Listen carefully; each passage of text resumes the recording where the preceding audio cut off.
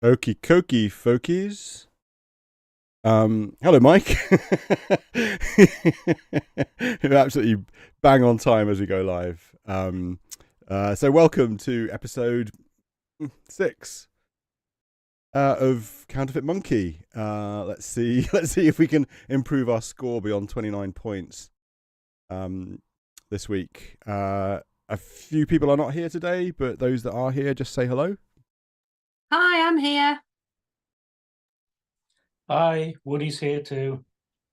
And I just made it. I'm here. Mm-hmm. Cool. Yes, Lee and Svandis can't be with us this evening, but they'll catch up afterwards. If anybody's here watching live, say hello in the chat. I think we had a 20 viewers of last week's episode, so there are certainly a few people watching. Although I suspect they're not watching the live solves. We're clearly not amusing enough. But before we start playing today, I'm going to have to remember where we got to last week. We did quite a bit last week, and I think like last week we left it on a on a downhill. So we have more places to go and investigate this week. But we went to the Counterfeit Monkey looking for Slango. We managed to get there by avoiding the authenticator, I think the woman's name is, who's checking for objects that used to be other objects. But when we got to the Counterfeit Monkey, Slango wasn't there. The barman told us that he was hanging out with his girlfriend. The only person we could think of that might be is a woman called Lena, who runs the bookstore. So we are about to go back to the bookstore. I think at the end of last week, we were on our way to the bookstore, and I went in the wrong direction. We ended up at the in the outdoor cafe where we kind of finished. So let's go to the bookstore this time, and then we'll visit the outdoor cafe, because apparently I didn't save it at that point. So our save is still at the Counterfeit Monkey just after we've played the game. I did go back and try a few other objects with that game. I wanted to see what happens if you fail it, because of course we just won the game first time we tried by turning a chard into a card, which, you know, according to house rules is smaller than a pebble. So I don't know if American pebbles obviously might be bigger than British pebbles, possibly, or Anglophone Atlantis's pebbles might be bigger. But you can also win it by making an ear. If you turn the pear into an ear is also smaller than a pebble. So that's good to know. If you don't do it, if you can't do anything after a few turns, they basically take the money and all laugh at you. And if you try and play again subsequently, they'll give you a different challenge. You still have to pick your item first. And then the second time you do it, you have to form a liquid. I think the third time you do it, you have to choose something from import category 5. And I can't remember what the rules are for that, but, you know, basically, I couldn't make any of those work, and I wasn't going to try out everything, because we figured out how to solve it anyway. So that's where we are. We've just won the game, and we've taken. What does that give us? I can't remember. It gives us origin paste. Yes, and origin paste is a substance you can put over. You can smear on an object that you've transformed, and it will appear as if, you know, it won't appear as if it's a transformed object to anybody looking at it with the monocle. I assume. Yeah. It'll fool people. It'll fool authenticators. It's not clear when it says authenticator whether it means the monocle, which is also called an authenticator, or the person whose role it is to authenticate and is also called an authenticator. But either way, it will fool whichever one. Yeah. And if I remember correctly, the import category 5 was anything that's edible that's not food. Yes, that's right. Yeah, I think that is what it is. And we did find something that we could have converted into a pill, but I can't remember what it was. Really? But I seem to remember in the dim, distant past walking past a pharmacy. I have this sort of mental note to retrace our steps and go and explore the pharmacy that we just wandered past. In the same way that I have a little mental note that we need to go and talk to the cinema ticket vendor, because we didn't bother with that either. And also that we need to find a way of keeping the trapdoor open so we can go Yep. into the thing underneath the awning and Yeah, not be in the stuck without- tin shed. That's true. And we need to remove the kudzu from the path to see what's behind it, and we also need to figure out what's going on with the diorama, where we can move different figures about, but we don't know what that's for. Yeah, so that's about the size of it. So, right, let's go to the bookstore and see if we can meet this Lena person. All right. So, exits East Docks. We can also go further east to the customs house here. I'm going to avoid doing that. I think we did that last time and it just bounces you straight back. But I can't remember. Oh, really? Okay. But let's go south. We're in the fish market. The authenticator's not here. To the east is a rusting corrugated tin building. And we can go southeast to Deep Street. So let's go southeast. Oh yeah. So we can go south here. That's what I did last time, because that's the exit we had not taken, and that takes us to the cafe. But let's go southeast. Deep Street. Aquarium bookstores to the east. It's an esoteric bookstore and purveyor of other things, but one whose owner has helped you in the past. That would be Lena, the woman that we need to talk to about Slango. Okay, so let's go east. Aquarium bookstore. The shop takes its name from the collection of fish mounted on every wall. Swordfish, bass, other things I don't recognize. Underneath these dubious tokens, the walls are covered with bookshelves, and there are stacks of books on the floor where the shelves have proven insufficient. The merchandise consists mainly, but not exclusively, of books, and the selection caters to odd tastes. You once picked up in here a book about a man who removed a wrench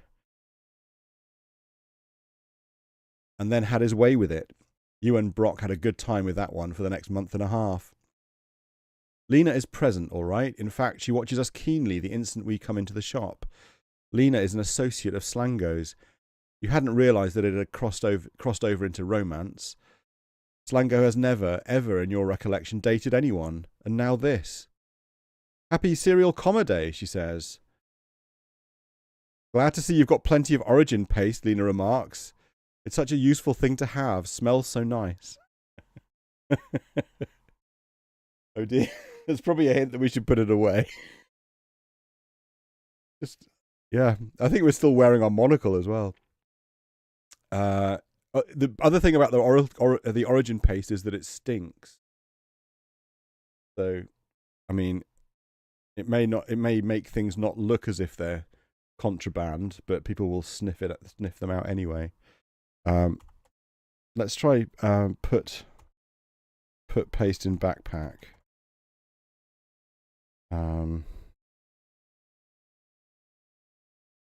Close the backpack. Okay. My response would be to ask whether she has seen Slango or say who we are. Now, which of these should we try first?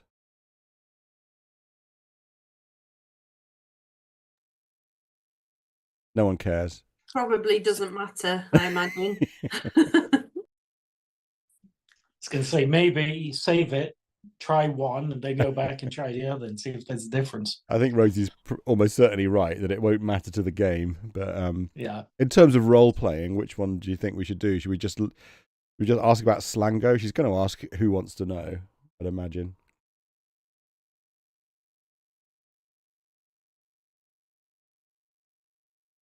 Okay, ask whether the seen Slango. You wouldn't happen to have seen Slango about recently, we ask. Slango, she asks blankly, for all the world as though she'd had a lobotomy. Is that a board game? Say who we... Lena, it's Andra and company. Maybe Slango mentioned that I was auditioning a new silent partner. I don't know who you're talking about, she says, but since you're here, whoever you are, I wonder whether you'd like to have a look at some merchandise of mine that could use a spruce.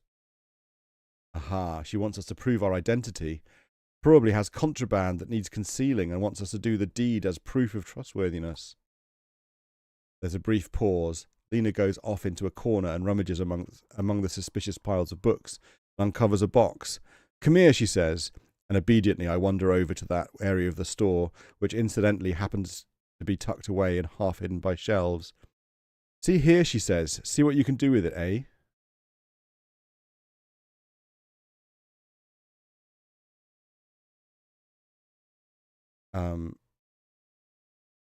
Okay, I've just done a look. Lena hovers, unwilling to let us look around ungoverned. At her feet is a contraband box containing some modems and some preamps.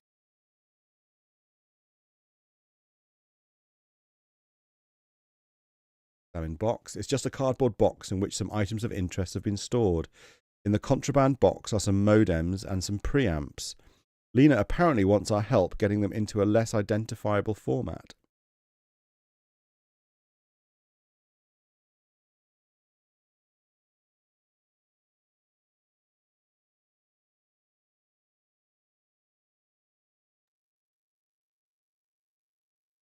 We could turn them into some odes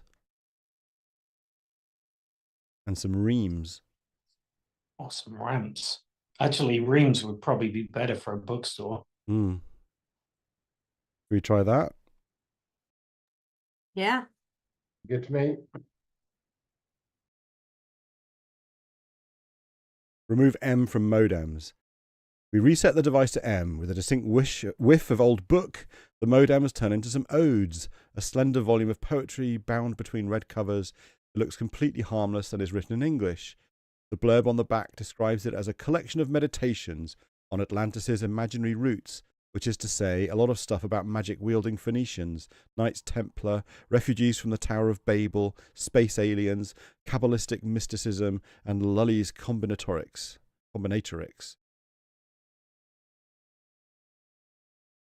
It fits in perfectly with the rest of Lena's selection. Really amazing work.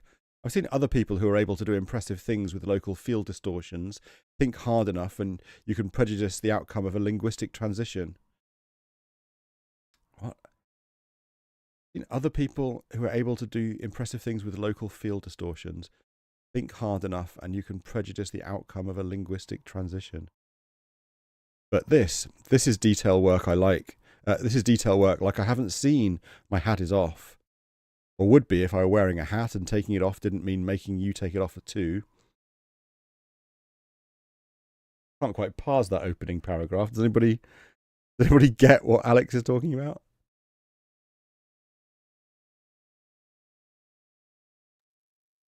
Prejudice the outcome of a linguistic transition.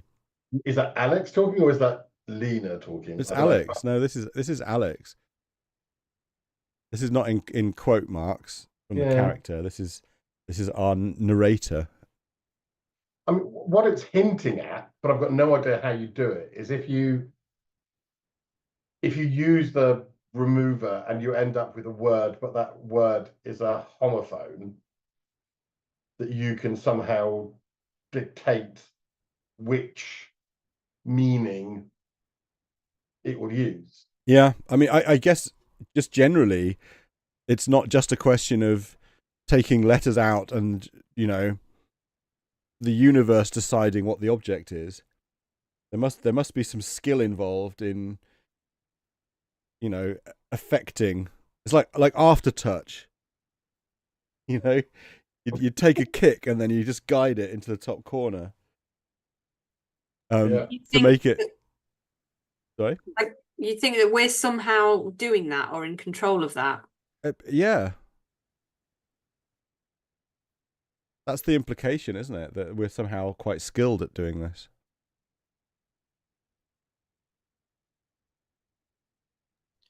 And we've quite impressed ourselves. Yeah, we have. Apparently. We've impressed our silent partner, as we put it so eloquently. Yes, there's a dismissive blat from the monocle, etc. Lena touches the binding appreciatively. You've even got that little bit of creasing in the spine that makes it look used, she says. This is perfect. Only risk is customers wanting to buy it. I've got a couple. This would be right up their alley. Okay, all right. Well, I think that solved the first one. The other one was reams, wasn't it? From...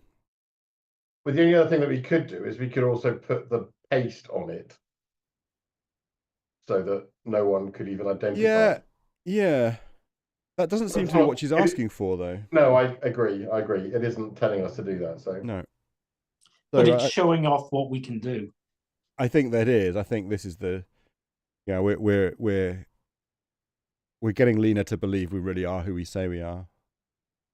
There's a preamp, wasn't it? So we're removing the P from preamp to make reams, preamps. Do that. We reset the device to P. There's a flash of yellow light and the preamps turn into some reams.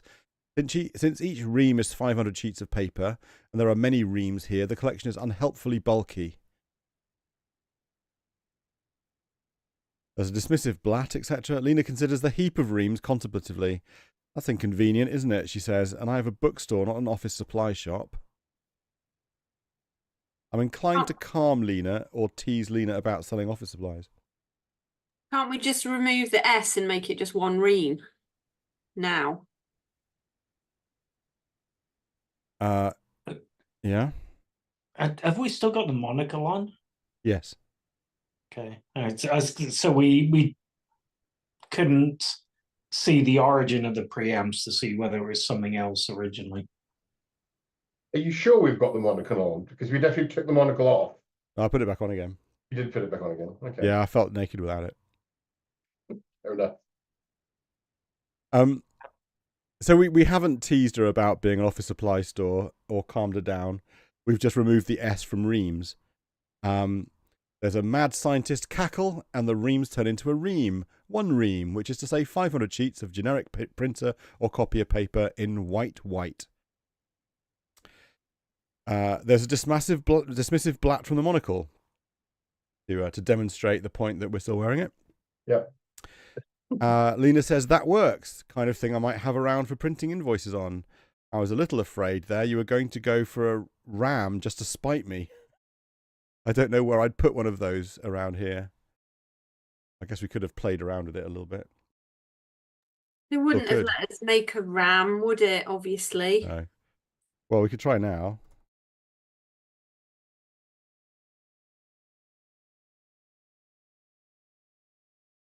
You remove his hardware crippled to prevent generating any living creature.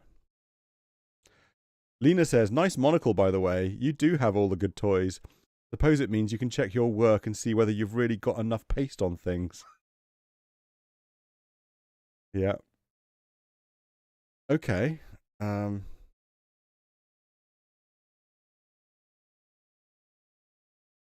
let's ask Lena about Slango then.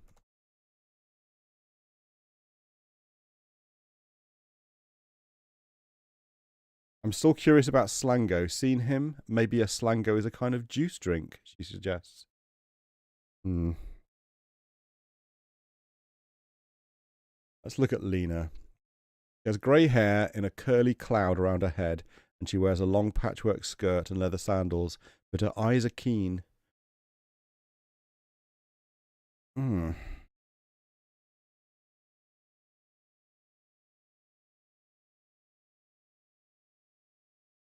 Here we go, Mike. I've just said talk to Lena to try and advance the game. It says we already have the attention of Lena, and she says, of course. She says, contemplating the ream and the odes. This will be pointless unless we can also fool an authentication scope.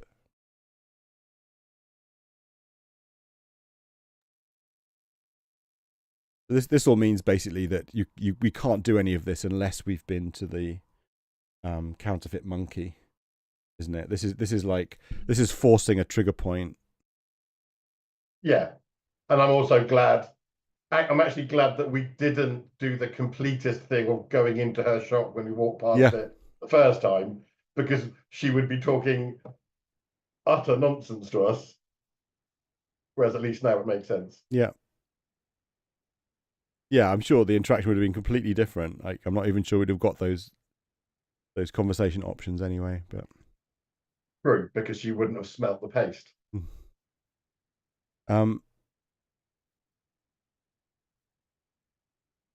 Oh, she says, what those need now is just a touch of paste to obscure the odes to the authentication scopes and they will be ready, she says. Well, yeah, I know. I'm just getting the paste. Just keep your cloud of hair on.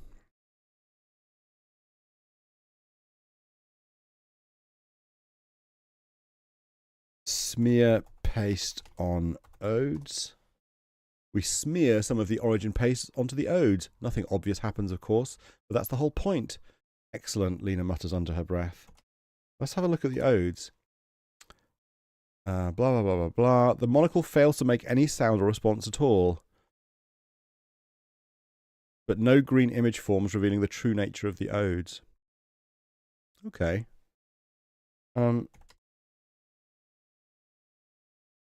Okay, well, so that's interesting. So when we look at things that haven't been changed at all, the monocle pings happily.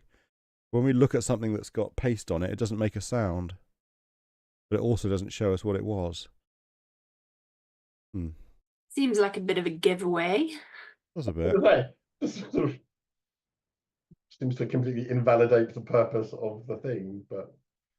Okay, we smear some of the origin paste onto the ream. Nothing obvious happens, blah, blah, blah. Perfect, Lena says, regarding her contraband possessions with satisfaction. Welcome back, Andra and guest. I'm inclined to ask whether she's seen Slango.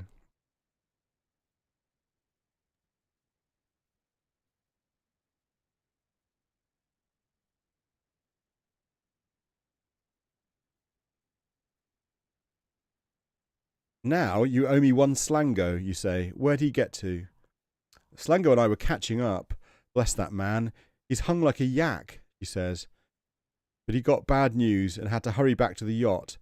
Said something about not being able to keep an appointment. I take it you're the appointment? I can try reaching him for you if you want. All right. Encourage Lena to contact Slango. That would be extremely helpful, we say. Perhaps we can finally get off this island and back into our separate skins, which would not be 1 minute too soon for me. Oh. Okay. We're trying to separate then. We're trying to get off the island and separate. I guess we've done a deal with Alex to, like, merge, because Alex also wants to get off the island for some reason. But once we're off the island, we're going to separate. Did we know that? I don't think we knew that. No. Very good, she says. She goes over to one of the freestanding shelves and takes out copies of Quagmire Manifesto and 70 Ways to Disable an Authentication Scope. Behind these works of literature, she finds what looks like a cellular phone, but it mustn't be one, or at least not of the usual variety, because the Bureau tightly controls such items. We hear half a conversation. Me. There's someone to see. Yes. I had her do the contraband. I don't know, a little taller and a lot less mean. Oh, I see. She looks healthy enough. I'm not running a restaurant. Okay. I'll talk to you later, sweetie. Bye. Without meeting our eye, she buries the phone back in its previous location. Then she says, he's coming in direct. He says, go over to the counterfeit monkey and he'll be right over as originally planned, and he's sorry about the wait. Oh, and she tosses us a coin. Have a drink on me. Thank Lena. Thank you, we say. We owe you one. She smirks. I get my money's worth out of Slango, don't worry. Ew. A yak. I mean, a yak's famous for being hung. I think so. They're famous for having pink milk. But we now have a coin. We have a coin. Which Let's just look at the coin in case it's something else.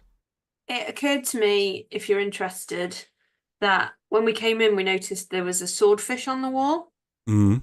And if we could take it, we could turn it into swords, plural, which might help us hack the kudzu Oh. down. We might be able to turn a coin into Colin. Colin? You can't put letters in. Ooh. No, but we can restore it with some gel. Coin. It appears to be. It appears to be an as. Appears to be an as. A Roman coin of very low denomination. Your knowledge, not mine. Should I ask how you know such things? It is made of copper and has the letters SC stamped on one side. There's a dismissive blat from the monocle, and transposed over the as is a faint greenish image of a pastis.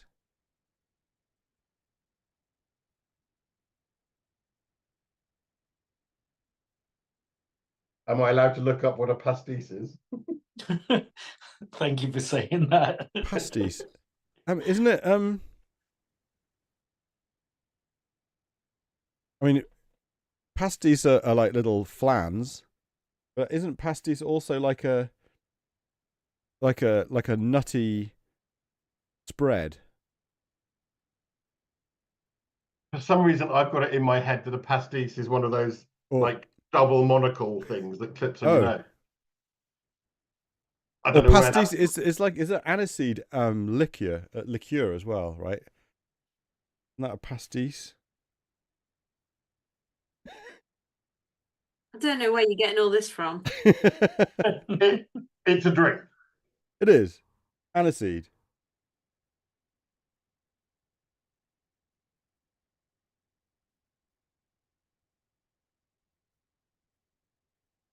Anise. Yeah, aniseed. Yeah. Aniseed liqueur. It's like an aperitif. I've been in restaurants where they've whopped out the pastis at the end of the night.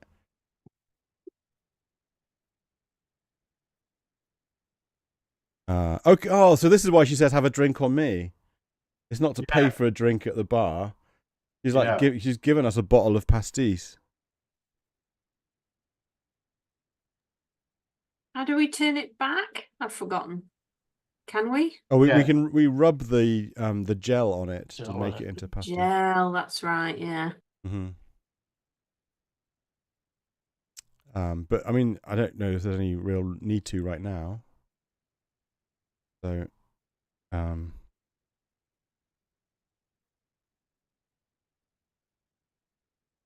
guess we go. Do we want to nip into the cafe, or go straight back to the Counterfeit Monkey? Do you want to try and get the swordfish? Oh yeah, let's look at that.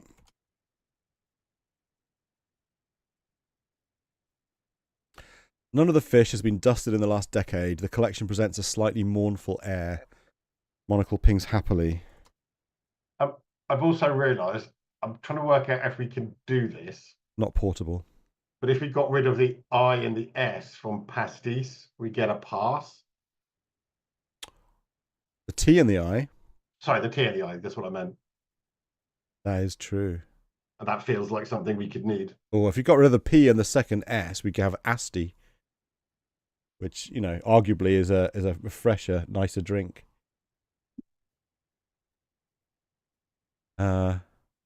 Yeah, but pass is a good shout. And it's doable, I think. Just thinking about you like, have to go obviously via pasts. you can't get the swordfish, but didn't we turn the funnel, whatever it was, we turned into a foil that was a fencing foil? Yes. Might that be used to chop foliage? We don't have it anymore because we Don't have made it. oil out of it that we gave to the mechanic to fix the car. Oh, okay. Never mind then. It's a good shout though, because at the point where we had it, Well, the point where we needed it, we did actually have it. But we didn't think of it. Okay, so I will do a little extracurricular errand and go back to a previous save and restore the foil and have a whack at the kudzu with it. Okay. Kudzu is such a strange word to choose, though. It does feel like there's a transformation required. But there you go. And there's nothing. I was thinking you can't add anything to it. I know we haven't discovered an adding device, but if you could add a letter, I'm not sure what you could add to kudzu to make it something other than a vine. Anyway, yeah, I don't think we can do anything with a swordfish. But the question remains: do we go to the cafe while we're here? We have 2 goals. What are 2 goals? Finally, find Slango at Counterfeit Monkey and meet your colleague Slango at Counterfeit Monkey. Maybe unsubtle. Yeah. I think we should go to Counterfeit Monkey. Okay. All right. But based on your comment earlier about, you're glad that we didn't do the completer finisher thing of going everywhere before we try and progress the game. Let's go straight there.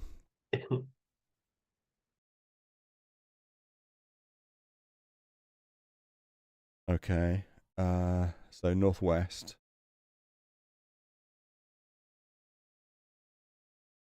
Okay. Still no authenticator.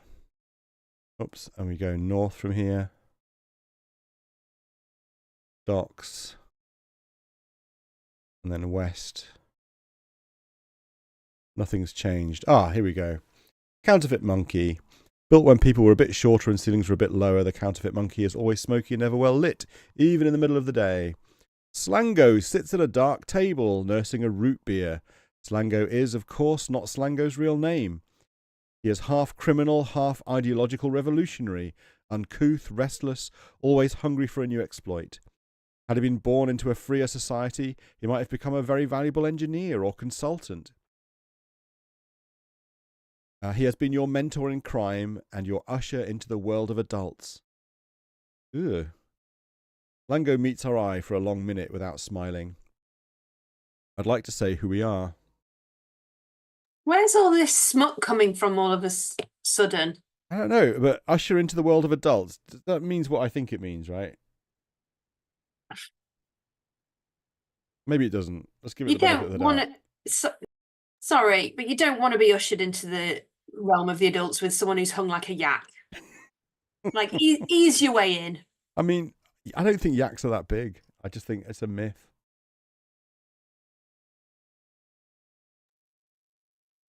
I've never seen one, I have to say. I have no first-hand experience. It's researchable, though. Yeah. Definitely researchable. Slango meets her eye for a long minute without smiling. I'd like to say who we are. Say who we are. Slango, you say. Lena gave me a totally unwanted visual about your yak-like proportions. Guess you also got a yak sense of clock time. Famously late, aren't they, yaks? It was an emergency. I figured you'd go to Lena and I was right. You were lucky. I knew her a little, but I had no idea you two were making the yak with 2 humps. No such thing as a Bactrian yak, Slango replies. My apologies. I assumed that what Brock knows, he passes on to you. And he certainly knows about me and Lena. He scowls into his root beer. Nearly gave himself a hernia laughing. Slango adds under his breath. We could explain Brock's probable reasons or ask whether we can leave now. Goals have gone down to 1. Is the goal leave now? It's not. It's finally find Slango at Counterfeit Monkey. I guess we need to finish this conversation. Okay, I'm going to explain Brock's probable reasons.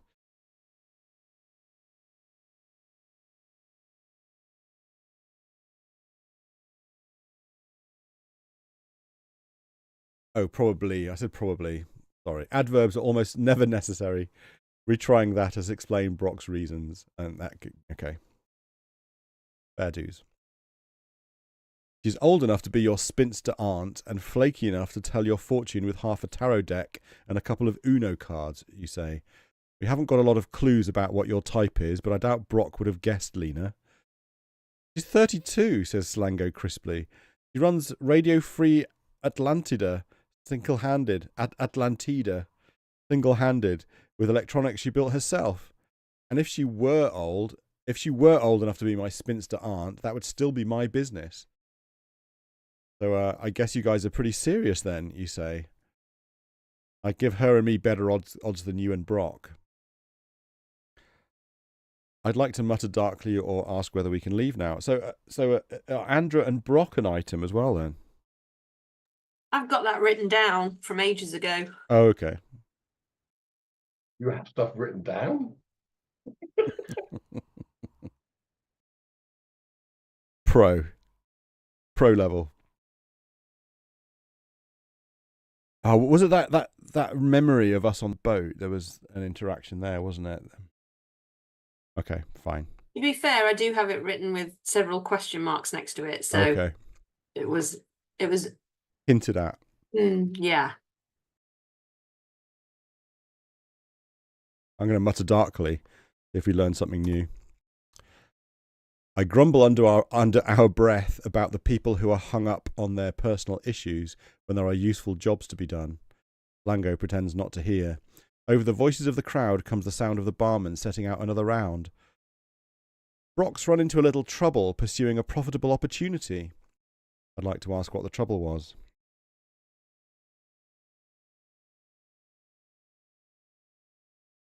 Define trouble. I had a pickup arranged to get him off the island shore all the way down by Mayana last night, but he didn't make it and sent no messages. I checked a contact in bureau processing, but no arrest file has gone through, so Brock hasn't been caught. He's just missing. Raised voices near the bar interrupt you for a moment. Can't leave without Brock, Slango says, as though you need persuading. Or maybe he's saying that to the me half of us. Oh, okay. Just exposition to the me half of us. Right now, it's true that I'm not keen on the prospect of hanging out in Atlantis. We're already way behind the plan. I'd like to complain about the inefficiency of this scheme. You are reminded of how it started with Brock. Well, let's do that then.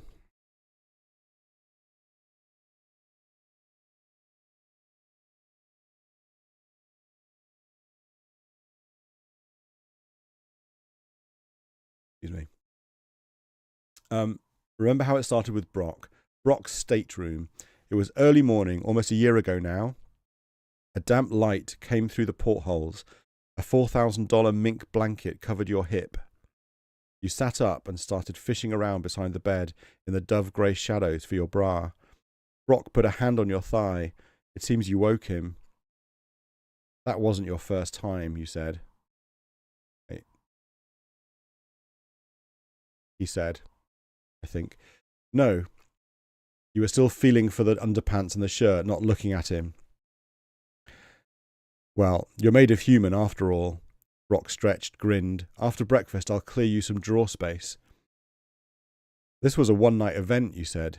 You're familiar with the concept? He got very still. Then he got out of bed. Without looking at you, he got his trunks out of his drawer. I'm going for a swim. Then we're back in the present. That was awkward. I'm starting to wish we'd have done Plundering Hearts now. Okay. It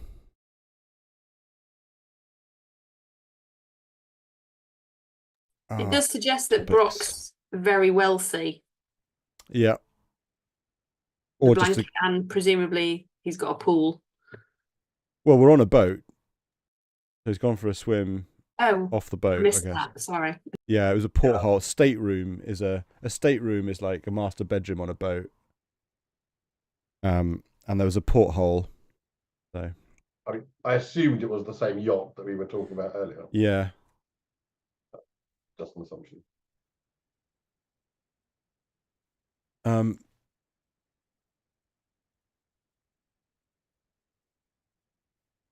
It was Slango that ushered us into the world of humans, wasn't it? So, yeah. Anyway, I mean, this seems extraneous. I'm going to complain about the inefficiency of the scheme. What scheme? I mean, I definitely do that next, but I'm confused.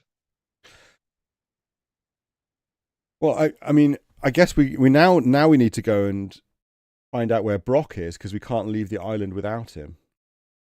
So, so let's just try it. Sorry, but I have to get this out there. Oh, this is Alex speaking, not Andra. I was really expecting a smoother escape plan when I arranged to work with your operation, I say. This is Alex speaking now. Through our body. Slango eyes us with disfavour. Andra, you got a moron up in your head. Kid, Alex, we aren't travel agents. Over the voices of the crowd comes the sound of the barman setting out another round. I've got to get back to the yacht. It's empty, Slango says. And I would prefer not to let the Bureau get a good look at me. While your current face is, shall we say, disposable. Oh, not to get a good look at me while your current phase is, shall we say, disposable. The trick is, we don't know where Brock is. If he left a message for us, it'll be at the Dead Drop. That's a spot at the public convenience by the town bus station, where the three of you leave messages for one another when necessary. Usually quiet, yet anonymous. We're on it, we say. Good to hear it. Glad to hear it, says Slango. Now stop referring to yourself as we in company. This gives us something to go on anyway. We give Slango what I intend as a reassuring nod of solidarity. Back to the yacht for me, Slango says. Don't let the other half of your head do anything you wouldn't do. Which of us are you talking to? I ask smartly. Both. He heads out towards the docks and quickly disappears from view, returning to the yacht to wait for us to arrive with Brock. Your score has gone up by 5 points and is now 37.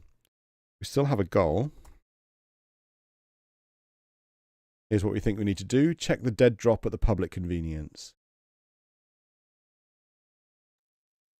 Okay. Seem to be making good progress. Yeah. Yeah. I mean, it's not exactly hard. No. We're That's what she experiencing said. a story through light touch interactions and a lot of typing and reading. We can see the bus station. Is my cursor? No, my cursor is visible. Bus station's here. So it's back to the roundabout and then east, past the Bureau of Orthography. But there's the customs house and there's the outdoor cafe. So I don't know, I mean, we've got no reason to go there. Let's just go straight to the bus station. Let's just keep just doing the thing. Like, I agree. I'm going to save.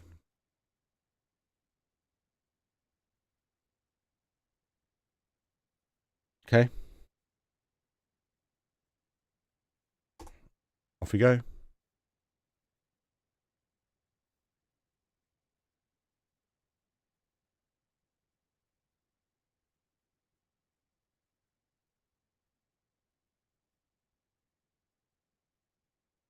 Oh, we need our car.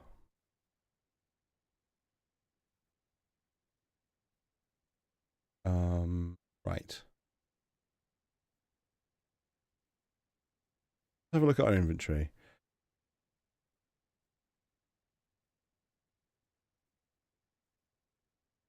Okay.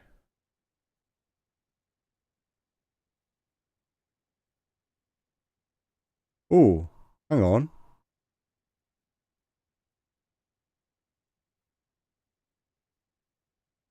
Oh no, we do have the coin. It's an as.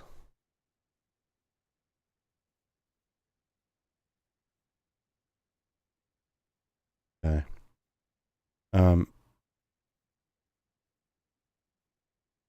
Let's just put the paste in the backpack.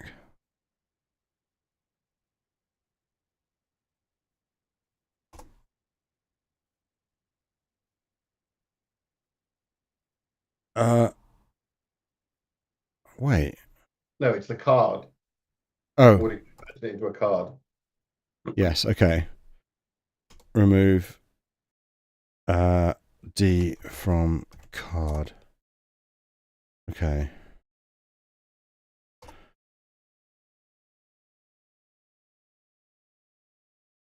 Okay. Yep. So we've gone southwest. We switched the ignition on. Whole roundabout was ground to a halt with protesters walking the street. This is mostly a nuisance. I noticed there are a couple of teenagers handcuffed to a tree. I give the wheel a yank and run the car up onto the central traffic circle a little way. Call it a parking job. We need to get those kids out of here before their arrest is processed and they go to storage. I might not have the nerve to do anything by myself, but you're with me and I'm starting to appreciate that's like being Batman. Oh. Okay.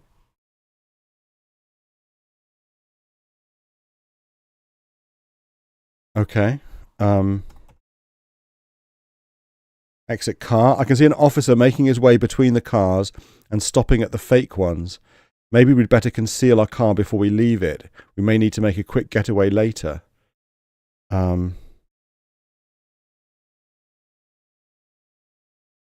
We surreptitiously smear some of the origin paste on the car. Nothing obvious happens, of course, but that's the whole point. Our score has gone up by 1 point and is now 38. Okay.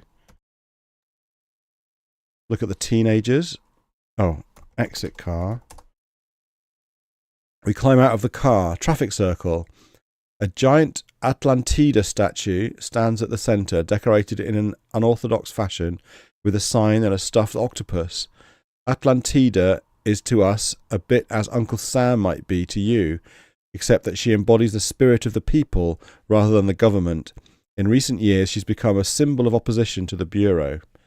2 teenagers are cuffed to a brown tree, apparently for safekeeping, while the all-purpose officer undoes their vandalism. He has a diminutive affixer. Oops.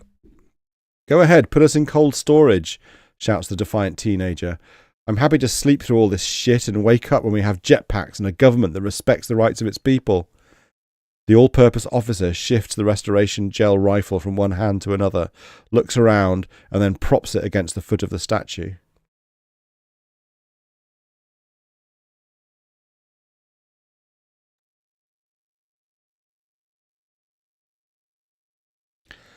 He has a diminutive affixer.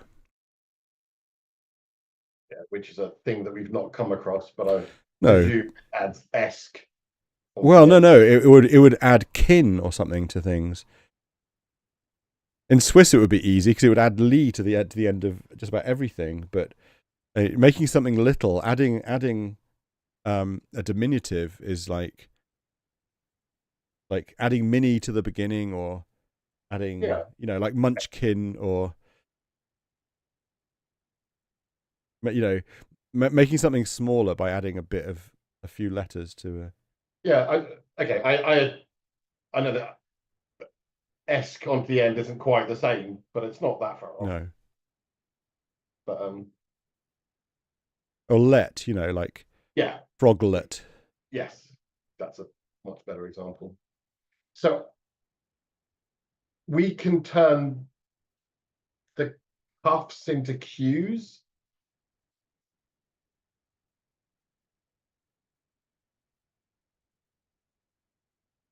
Hmm.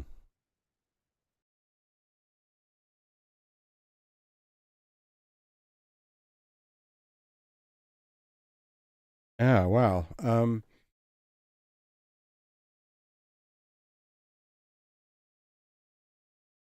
Undoes their vandalism. What have they done? Let's read this. Let's look at the sign. Or let's look at the statue. On the giant Atlantida statue are a sign and a stuffed octopus. The sign reads, "The spirit of Atlantis is the spirit of referendum. No more non-referable procedures on international relations, on economic policy, on human rights. Okay. Look at cuffs. One of them looks nervous, the other defiant. When she catches us looking her way, she contorts herself uncomfortably in order to be able to give us the finger. Okay, so cuffs it's making it synonymous with teenagers. We just okay. Look at the officer. He's uniformed and has a look of serious determination. Let's look at the tree. It's a tree of indeterminate species. I'm pretty sure it wasn't here yesterday, though the leaves are dusty and brown. There's no leaf fall at all underneath the tree, and it's not one of the palms that usually grows in this area. There's a dismissive blat from the monocle, and transposed over the brown tree is a faint greenish image of a brown T. Ah. Okay. I think if we rub some gel on it, it'll restore it, and the teenagers will escape. Yeah.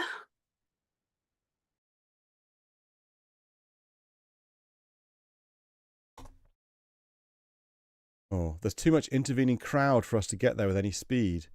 The nervous teenager looks unhappy. We won't get out of here until our families are all dead and global warming has reduced Atlantis to 3 square feet of hilltop. The all-purpose officer goes around the back of the statue and begins to climb up the leg, finding footholds in the folds of Atlantida's gown. It looks like precarious business, but he's determined. Did it also say something about an octopus? Yeah. You want me to look at it?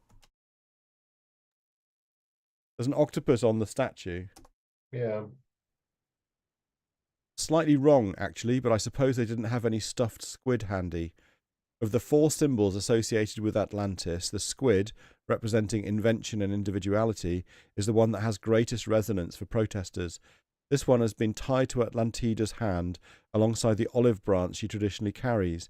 The monocle pings happily as we sight the stuffed octopus with the crosshairs.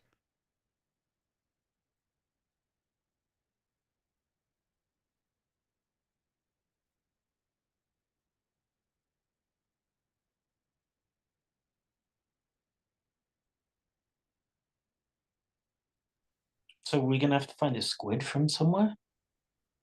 No. No. Okay. I don't think we need to finish the job. I think they've defaced the statue and now they're being held by the tree. And So we can't get near the tree. it's weird, isn't it? Like, surely we've got enough time, haven't we? Too much intervening crowd. The nervous teenager struggles against her bonds. Gritting his teeth, the all-purpose officer climbs for access out onto Atlantida's huge metal arm. It looks about as sturdy as a substantial tree branch, more slippery and inconveniently angled.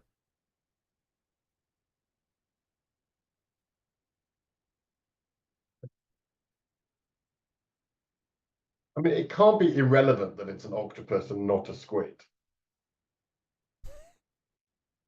But It is genuinely a stuffed octopus, though, and I can't think of any letter we can remove from octopus that would give.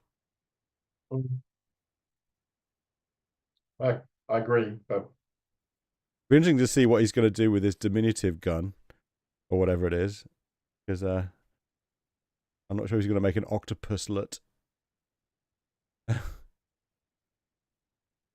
It's weird though, because I mean, maybe we've got the sequence wrong. Maybe this is a sequencing thing, whereby we need to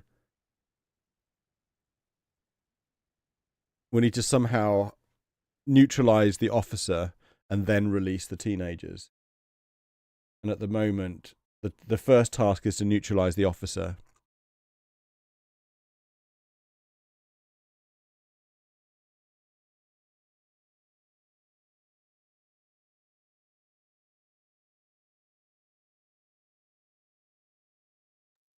do we have a different goal now, or does it still say that it's just? Yeah.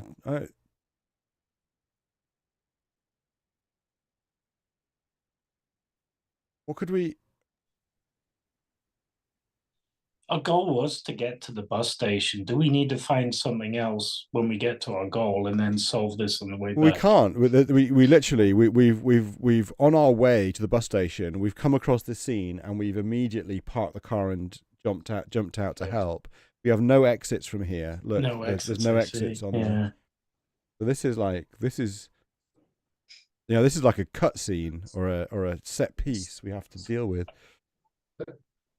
But I'm still struggling to work out what it is that we're meant to be doing. So there's a big crowd, and is there then a single teenager handcuffed Two to the tree? There's two. teenagers. So when it says the nervous teenager struggles against her bonds, Yeah, the other one doesn't. One of them looks nervous, the other defiant. okay, and we've just taken it upon ourselves that we need to free them both. Alex has. Yeah. We try shouting to them over the hubbub of the crowd, but it doesn't really work. The defiant one waggles her tongue at us obscenely. One of the other protesters tries to free the teenagers while the all-purpose officer isn't paying attention, but the bonds are too strong. Once the all-purpose officer comes level with the sign, he shoots it with a diminutive affixer, turning it into a signet. It's an outsized signet bearing the crest of the Bureau of Orthography now hanging around the statue's neck in the same way that a sign did a moment ago. He left his gel gun leaning up against the Oh. tree. Did you get that? Did he?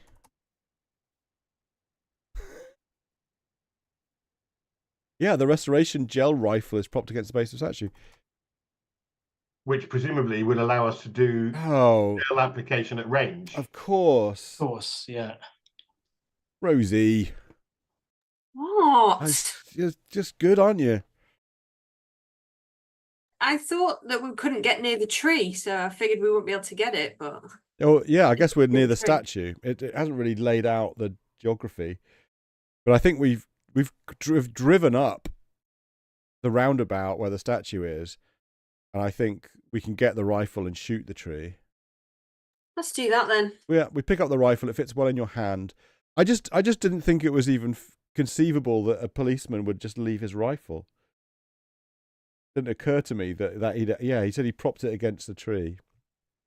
I noticed it, but I thought that's something we can already do. Yeah. We don't need another one. Yeah, except we can't shoot ours, can we? Yeah. No. You can fling some gel. We pick up the rifle. It fits well in your hand. Good heft. I feel like we know how to aim this thing. It's illegal to carry, but that doesn't seem to be bothering you right now. The teenagers look at us rather desperately. Laboriously and with obvious irritation, the all-purpose officer pries the arms of the stuffed octopus off the statue's wrist, where they appear to have been fixed with glue.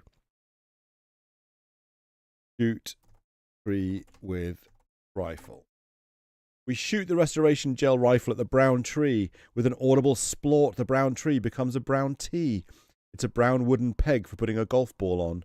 Apparently, the all-purpose officer performed a little light R insertion when he found himself in need of a portable tree.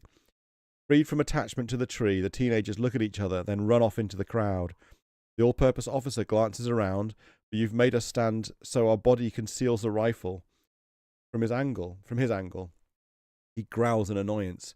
Station, he says, apparently to thin air. I need backup. Understood, says a tinny, distant voice. The all-purpose officer tosses the stuffed octopus away. It falls pathetically to earth. Do we keep the rifle? That's us. Do we pick the octopus up if we can? We take the stuffed octopus. The crowd is parting. We might be able to leave soon. The all-purpose officer begins to climb down. I think we should just put the rifle back where we found it.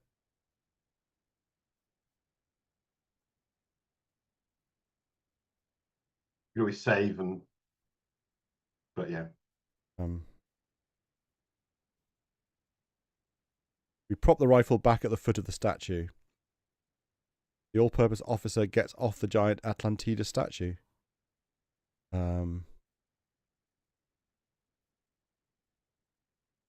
We get into the car. No one seems to be much the wiser about what just happened. I have to say, you know what you're doing. Traffic is starting to move again. We better get onto the dead drop. Roundabout, jammed into the car.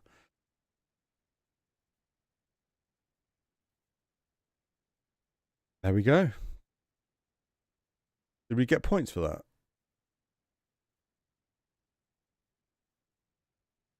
No, I don't think we did. It tells us, doesn't it? You read it out usually. Oh, yeah.